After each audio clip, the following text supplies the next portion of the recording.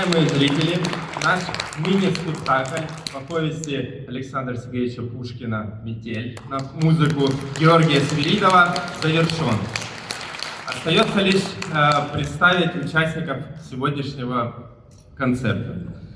Солисты музыкального театра Джейма Карапетян, Алексей Пермяков, Игорь Горбань, Государственный кубанский духовой оркестр, художественный руководитель и главный дирижер, заслуженный артист России Валентин Спиридонов, он сегодня в зале. Дирижер концертной программы Иннокентий Киракосов.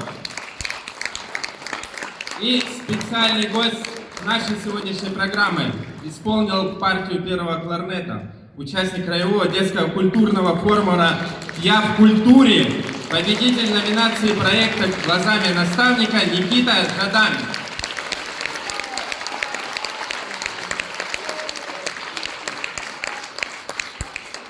Мы не прощаемся с вами, а говорим до свидания, до новых встреч на концертах, спектаклях.